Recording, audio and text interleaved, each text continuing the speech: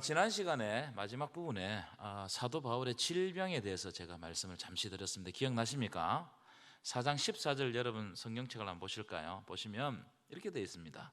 너희를 시험하는 것이 내 육체에 있으되. 이 무슨 말이에요? 이 사도 바울이 심각한 병을 가지고 있었다 이 말이에요. 심각한 병.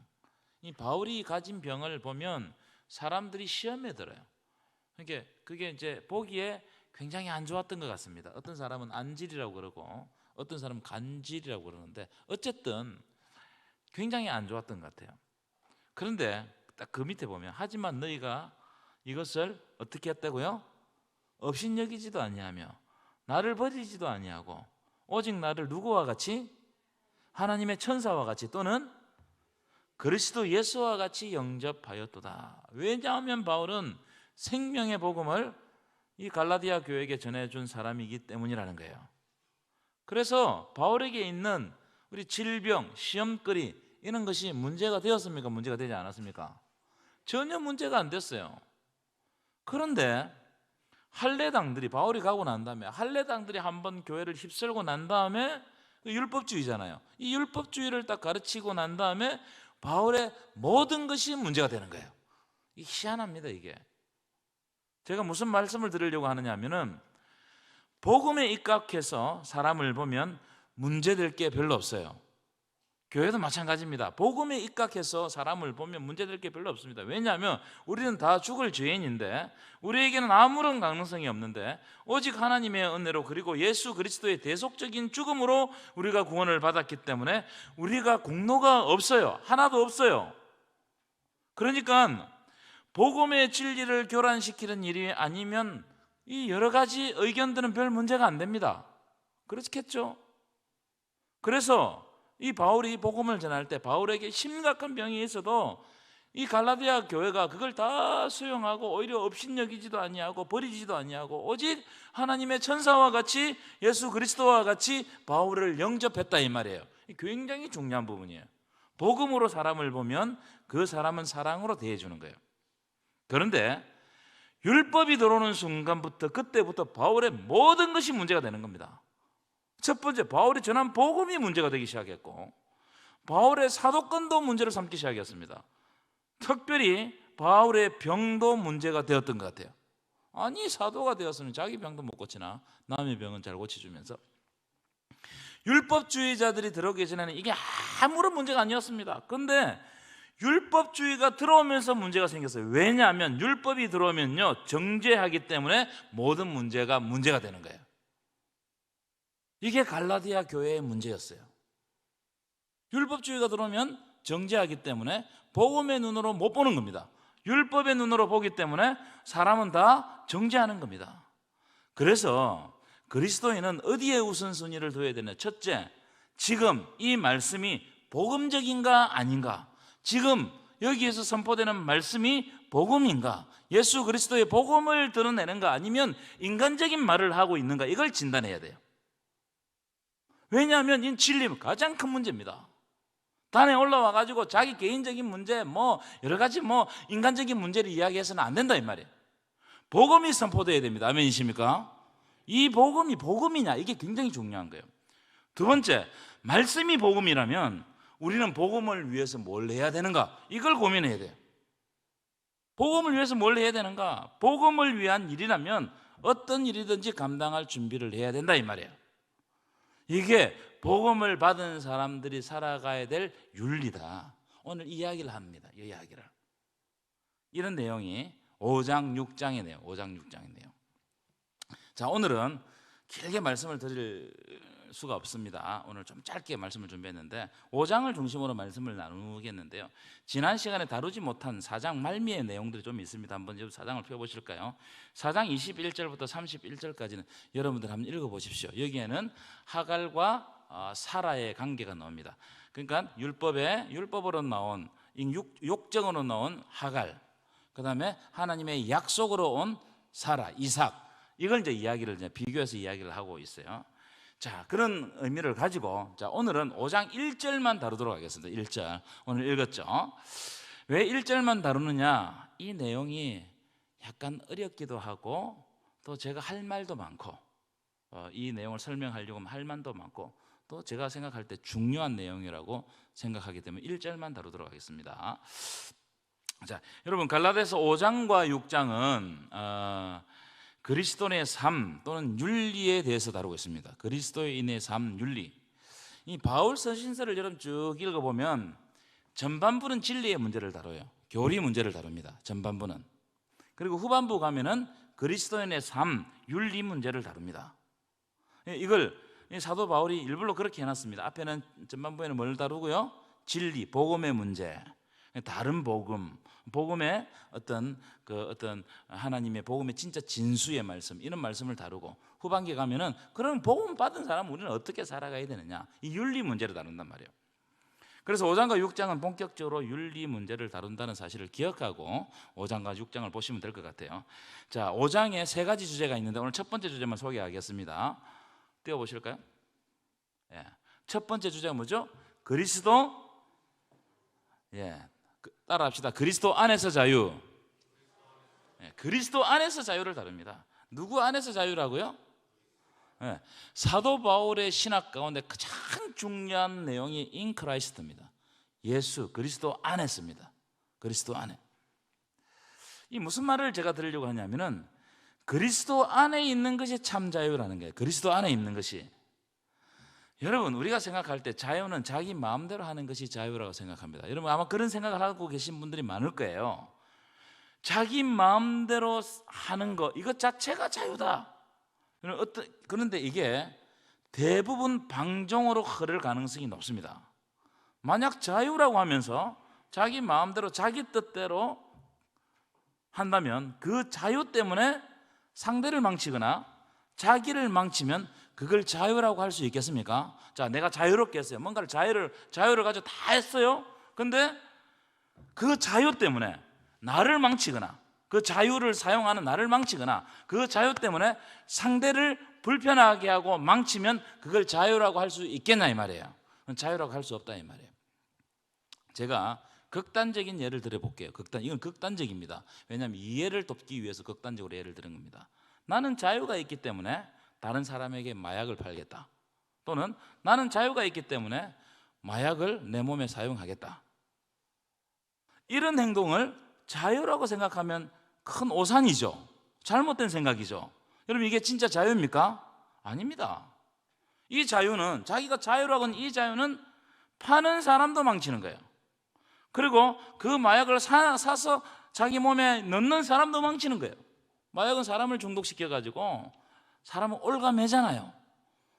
그게 사람의 인격이 막 어떻게 됩니까? 무너지잖아요. 그러니까 오히려 자유를 가지고 했는데 그 자유가 진짜 사람의 자유를 빼앗아 버리는 거예요. 중독 때문에 그 사람은 자유롭게 살지 못합니다. 오히려 얽매여 산단 말이에요. 그럼 참 자유는 뭐냐?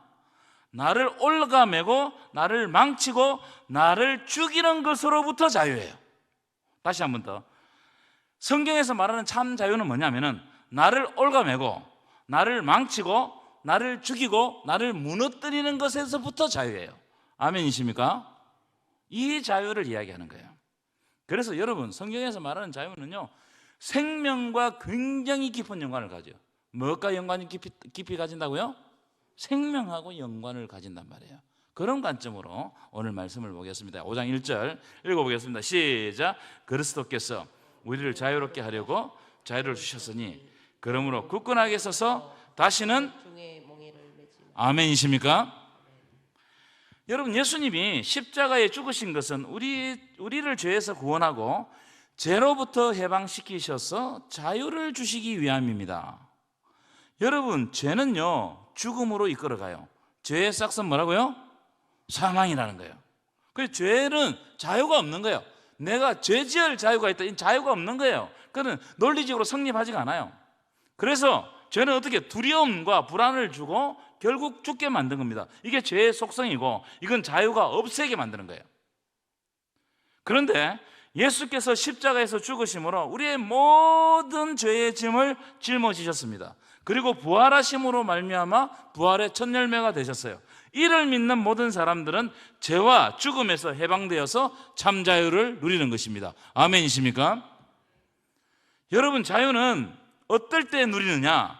제가 금방 말씀드렸는데, 자유는 어떨 때 누리냐면은 나에게 생명이 보장될 때 자유를 누리는 거예요.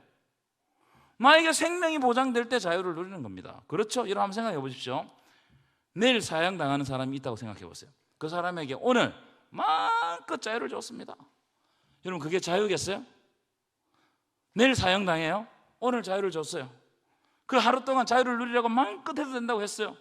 그 사람이 진짜 자유롭게 자유를 누릴 수 있을까요? 누릴 수가 없어요.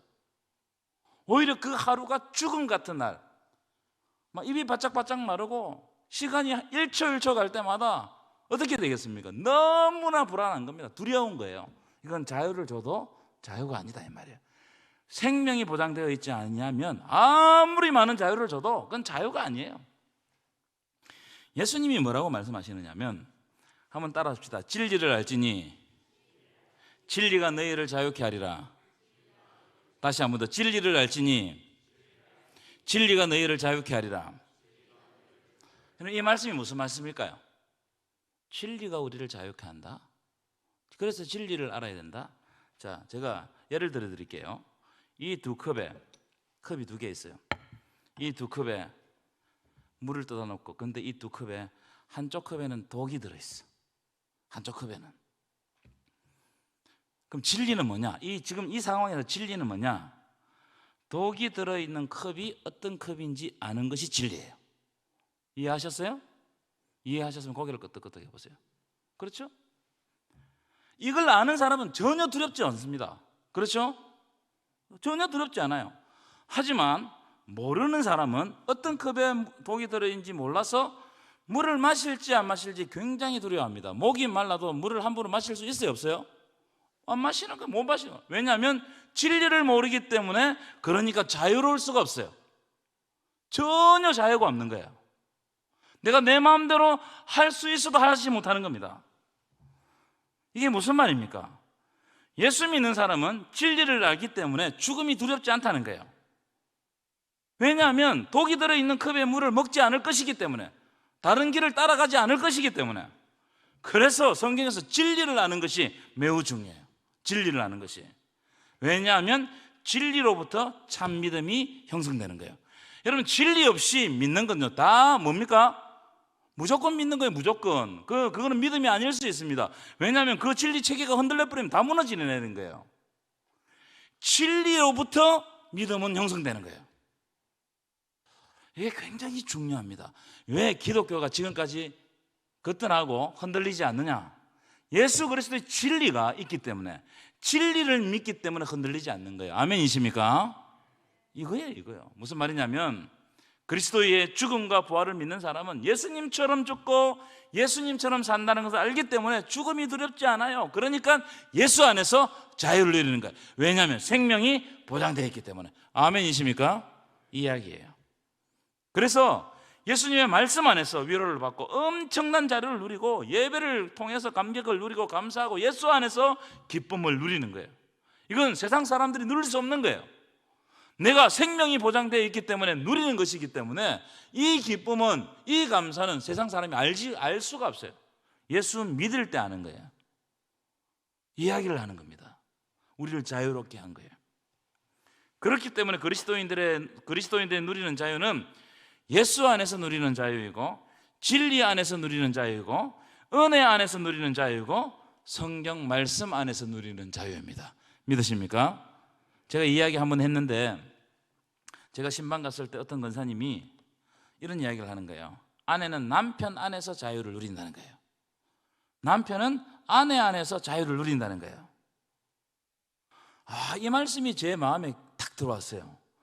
왜냐하면 그 외의 자유는 남편과 아내 된 사람이 남편을 떠나서 아내를 떠나서 하는 자유는 다 방종이에요. 방종. 그 말씀이 딱 맞는 말씀이에요. 딱 맞는 말씀. 그런 의미로 보면 그리스도인들은 죄를 지킴으로 자유를 누립니다. 하나님께 헌신함으로 자유를 누립니다. 아멘 좀 하소. 진짜예요. 이게 다르단 말이에요. 진리를 알기 때문에.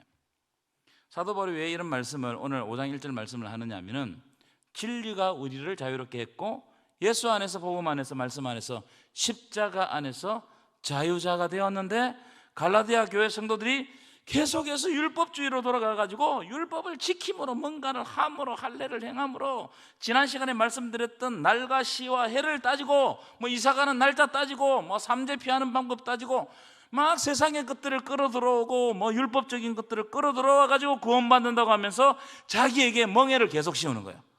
계속 멍해를 씌우는 겁니다. 그러니까 예수 그리스도께서 십자가를 통해서 자유롭게 해주셨는데 오히려 더 큰 멍해를 지고 가는 거예요. 예수 믿으면서 불편한 거예요. 두려운 거예요.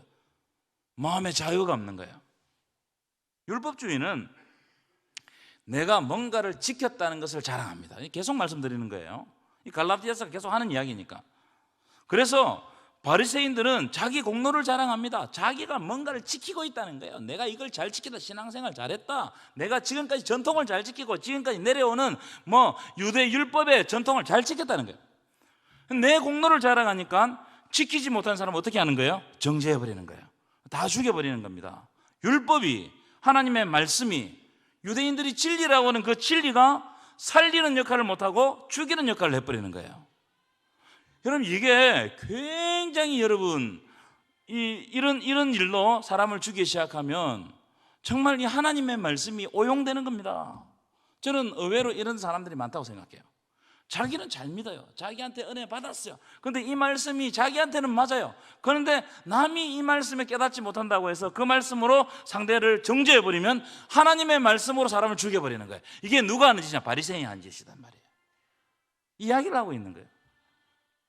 그러니까 이 하나님의 말씀이라고 전하면 전할수록 더 죄책감이 드는 거예요. 설교를 들으면 들을수록 더 죄책감이 들고 뭔가 노력을 해야 되고 뭔가 미궁에 빠지고 뭔가 시원치 못하고 이렇게 된단 말이에요. 율법을 지키면서도 늘 죄책감을 만들어내는 것이 율법주의다. 이 갈라디아서는 이걸 지금 핵심을 지적하고 있어요. 너희가 지금 자유롭냐? 예수 믿으면서 진짜 자유롭냐? 너희 마음에 평강이 있냐? 여러분, 왜 율법주의가 죄책감을 만들어낸 줄 아세요? 완벽하게 지키지 못하기 때문에 그래요. 율법은 지키면 지킬수록 내가 기쁨이 있는 줄 아니에요. 더 완벽을 추구하는 겁니다. 완벽을 추구하다 보니까 그 어느 순간 어느 데가 비어있단 말이에요. 인간이 완벽하지 못하기 때문에. 그래서 어떻게 되느냐? 그 지키지 못한 조그마한 이것이 나의 죄책감으로 확 돌아오면서 어떻게 됩니까? 다른 사람 앞에 위선이 된단 말이에요. 사람들 앞에서는 잘 믿는 척하고 회치를 하고, 회치란 무덤이라고 그랬죠? 무덤에다가 회치를 하고 사람들이 볼 때는 보기 좋게 만들어놨는데 그 안에는 다 썩어가는 거예요. 자기도 율법을 지키지 못하거든. 여러분, 정죄는 율법주의로부터 나와요. 이걸 잘 알아야 돼요. 정죄는 어디에서부터 나온다고요? 율법주의로부터 나온다. 그러나 하나님은 뭘 먼저 주시나? 은혜를 먼저 주시는 거예요. 항상 하나님의 방법은 은혜를 먼저 주십니다. 그렇지 않으면 살 수가 없어요. 하나님의 방법은 은혜입니다. 제가 이런 걸 많이 느끼는데, 부모와 자녀 사이가 정말 친하고 허물이 없고 사랑하고 이러면요, 아이들은 시키지 않아도 집에 오면 학교에서 있었던 이야기를 다 합니다. 시끄럽게 하지 말라고 해도 다 해요. 부모님이랑 친하면 말을 하고 싶어가지고 난리가 납니다. 그런데 부모가 무섭고 율법주의이고 엄격하고 이러면 자기 이야기를 부모에게 할까요, 안 할까요? 안 합니다. 안 해요. 왜냐하면 괜히 했다가 본전 못 찾기 때문에. 그렇습니다. 이걸 왜 제가 왜 잘 아느냐면, 저희 아버지 굉장히 엄격하셨거든요.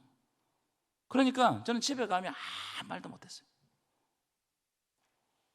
이게 여러분, 제가 엄격하게 교육을 시키는 것이 잘못됐단 말이 아닙니다. 이거는 하나의 뭐죠? 비유입니다. 비유. 그래서 율법보다 은혜와 사랑이 우선돼야 돼요. 아멘이십니까? 이 교회 안에 이게 먼저 발동해야 된단 말이에요. 우리의 삶 가운데도 율법보다, 어떤 법보다 은혜와 사랑이 먼저 발동돼야 돼요. 하나님은 우리가 어떤 위대한 일을 해서 사랑하는 것이 아니라 우리가 하나님의 자녀이기 때문에 먼저 사랑해 주시고 먼저 은혜를 주신다는 사실입니다. 믿으십니까? 여러분, 이게 성경의 법칙이에요. 예수 그리스도의 법칙이에요. 여러분, 우리에게 가능성이 있으면 예수님 안 오십니다. 왜 오십니까? 우리의 가능성이 없기 때문에 예수님이 오셔야 되는 거예요. 그게 다 100% 은혜이기 때문에. 제가 오늘 이 대목에서 루터 이야기를 조금 준비했어요. 루터가 이런 과정을 겪거든요. 여러분, 마르틴 루터 아시죠? 마틴 루터. 좀 대답 좀 해보세요. 저도 입 아파요. 이 루터 아버지는 한스 루터라는 사람인데 성격이 불 같았다고 그래요. 불 같고 원칙주의자하고 루터를 굉장하게 엄격하게 키웠어요. 그래서 루터가 그러면서 자기 일기에 보면은 아버지를 싫어했어요. 너무 엄격하기 때문에. 얼마만큼 싫어했느냐? 루터 참 그런 마음이 좀 동질감이 생기는데 얼마만큼 싫어했느냐면은 주기도문에 하늘에 계신 우리의 아버지 이 문장이 싫었다는 거예요. 하늘에 계신 우리 아버지. 아니, 하나님 우리 아버지하고 같으면 어떡하냐 말이야. 나는 하나님 못 믿는다는 거예요. 그래서 주기도문을 외우지 않았다는 청소년기에. 루터가 성장하면서 이 아버지 한스 루터가 법학을 공부하라고 막 밀어붙였습니다. 그래가지고 에르푸르트 대학에, 이 에르푸르트 대학인데요, 에르푸르트 대학에 가서 법학을 공부해요. 아마 루터는 공부를 잘했던 것 같습니다. 성실하고. 방학이 되어가지고 친구와 함께 집으로 돌아오는데 번개를 맞았어요. 낙뢰를 맞았어요. 근데 친구는 죽었어요. 이 전성입니다. 친구는 죽고 루터는 살았어요. 같이 친구랑 방학에 대해 집에 내려 말을 타고 오다가 낙뢰가 팍 치니까 아마 친구는 낙뢰 그대로 맞아 죽은 것 같고 이 루터는 말에서 떨어졌던 것 같아요. 일어나 보니까 친구 죽었단 말이에요. 여러분, 이 일이 어린 루터에게 충격으로 다가왔겠습니까? 안 다가왔겠습니까? 엄청난 충격으로 다가온 거예요. 엄청난 충격으로. 이게 뭐냐? 이게 도대체 뭐냐? 내가 살아가는 의미가 뭐냐? 뭐 이런 걸 생각하면서 이 루터가 고민하다가 1905년에 에르푸르트에 있는 성 아우구스티누스 수도원에 들어갑니다. 수도원에 들어가서 가톨릭 사제가 돼요. 가톨릭 사제가 되니까 자기 아버지가 아들의 연을 끊어버렸습니다. 자기 아버지는 판사가 되기를 원했거든요. 그런데 이 사람이 이제 수도원에 들어갔다고 하면 신학이 되고 신부가 된다는 거죠. 결혼도 안 하고. 그럼 어떻게 되겠어요? 그래서 막 이 연을 끊어버렸다는 거예요. 그런데 이 루터가 참 성실했어요. 얼마나 수도원 생활을 잘했냐면은 금식을 밥 먹듯이 했답니다. 어떤 금식이 있으면 매일 금식하는 거예요. 왜냐하면 구원을 경험하고 싶었어. 이 죄책감을 없애기 위해 가지고. 친구가 죽었잖아요. 그 죄책감을 어떻게 없애냐? 그 한겨울에는 담요 하나만 듣고 추운 겨울에 밖에 나가서 기도하는 거예요. 이 죄책감이 발동하니까 이게 견딜 수가 없잖아. 이게 자기가 살아가는 이유, 이게 막 흔들린단 말이에요. 그리고 이 자기 죄 때문에 구원받지 못할까 봐 선임사자에 가서 매일 고해성사를 합니다. 아마 수도원에서는 자기 윗선임에게 가서 고해성사를 했나 봐요. 매일. 그리고 하루에도 또 몇 번씩 고해성사를 하니까 이 선임사자가 루터에게 뭐라 했냐면, 루터 제발 죄를 좀 모아서 갖고 오라고 그랬어요. 죄가 생각날 때마다 가고 막 내가 잘못했다고 이야기하니까 그 정도로 이 루터가 마음이 깨끗한 사람이었다고 봅니다. 그럼에도 불구하고 이 구원의 문제, 죄의 문제가 해결이 안 된단 말이에요. 그래서 어떻게 하느냐? 그 당시는 로마가 최고의 성시였거든. 성시, 거룩한 시였단 말이에요. 도시였단 말이에요. 그래서 로마를 순례하기로 해요. 근데 로마에 가자마자 엄청나게 실망합니다. 왜냐하면 그 당시에 이름 났던 추기경들, 뭐 신부들의 삶을 보니까 이게 엉망이단 말이에요. 정욕에 가득 차고 자기 욕심으로 살아간단 말이에요. 뭐 결혼도 하는 사람도 있고 애도 있는 사람도 있고, 뭐 요한 테첼 같은 사람은요 어떻게 설교를 했냐면은, 그때 면죄부 설교를 했는데 금화가 돈통에 금화가 탁 떨어져 가지고 땡그랑 소리와 함께 그 영혼이, 자기 아버지의 영혼이 연옥에서 천국으로 튀어오른다, 이렇게 설교를 했어요. 지금 그런 설교하면 가만두겠습니까, 여러분? 실망을 했어요. 그래서 루터가 어떻게 했느냐? 여기 어디냐면은 성계단 성당입니다. 성계단 성당. 스칼라 상타라는 성당인데 아마 로마 가면 아마 여기를 아마 가게 되는데, 이 계단 성당은 어떤 성당이냐면은 예수님이 빌라도에게 재판을 받기 위해가 예루살렘에 이 빌라도의 관정 재판장으로 올라가는 28개의 계단이에요. 이 계단. 그 계단, 예루살렘에 있는 그 계단을 떼어와 가지고 로마에 갖고 와 가지고 성당을 만든 거예요. 참 로마 사람도 희한한 사람입니다. 그렇지 않아요? 그 계단을 떼어 28개 계단을 떼어와 가지고 이 성당을 만든 거예요. 요마까지.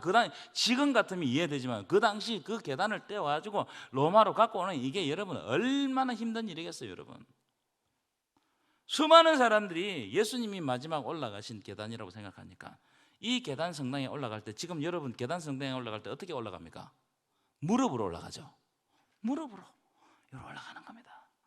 그러면서 예수님의 고난 묵상하면서 그렇게 올라가면 구원을 받는다, 이런 생각을 했던 거예요.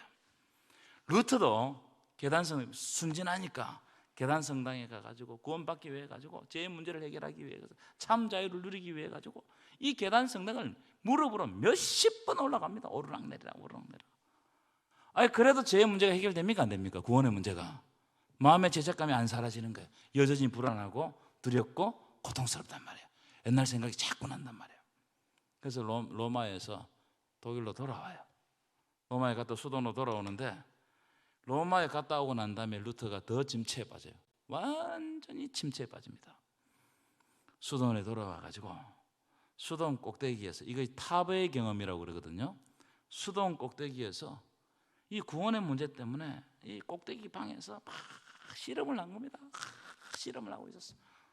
실험을 하고 있는데 갑자기 로마서 1장 17절 말씀이 확 지나가는 거예요. 로마서 1장 17절. 이건 자기가 노력한 것도 아니에요. 갑자기 로마서 1장 17절 딱 말씀이, 이 말씀이 딱 생각나는 거예요.